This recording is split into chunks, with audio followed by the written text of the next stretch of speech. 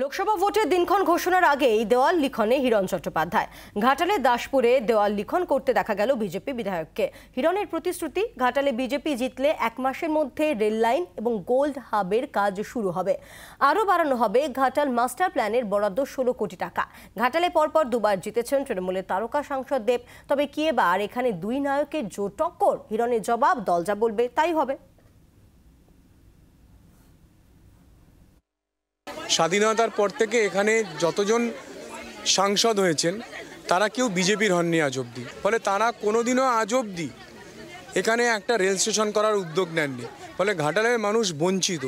1.5 কোটি ভাইয়েরা আমাদের ঘাটাল লোকসভা থেকে কেউ গুজরাটে, কেউ মহারাষ্ট্রে, কেউ তামিলনাড়ুতে, কেউ কেরালাতে, কেউ পাশের রাজ্য বিহারেতে, কেউ উড়িষ্যাতে তারা সোনার কাজ করেন। তাদের মা, বাবা, ভাই, বোন, স্ত্রী, ছেলে, মেয়ে, বন্ধু বান্ধব সবাইকে ছেড়ে ওখানে থাকেন। তো কোনো আপদে বিপদে মায়ের কিছু হলো, স্ত্রীর কিছু হলো, বাচ্চার কিছু হলো, তারা কিন্তু সেই সময় আসতে পারবেন না।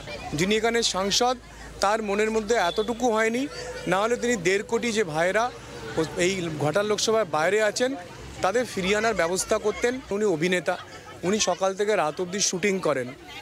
5 বছর অন্তর অন্তর একবার মানুষের কাছে ভোট চাওয়াটা আমার কাছে মনে একটা অন্যায় ব্যাপার। আমার মনে হয় দুটো কাজ একসঙ্গে করা কখনো সম্ভব হয় না, যে আমি অভিনয় করব আবার 17-18 লক্ষ মানুষের সেবাও করব।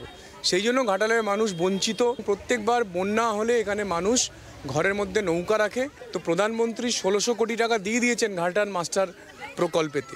সেই টাকা কতদিন ধরে পড়ে আছে, কিন্তু এখানে সাংসদের কোনো উদ্যোগ নেই। তিনি সেই টাকাটা ব্যবহারও করলেন না। তার 10 বছর টার্ম শেষের পথে, আর 1 মাসের মধ্যে শেষ হয়ে যাবে 10 বছর।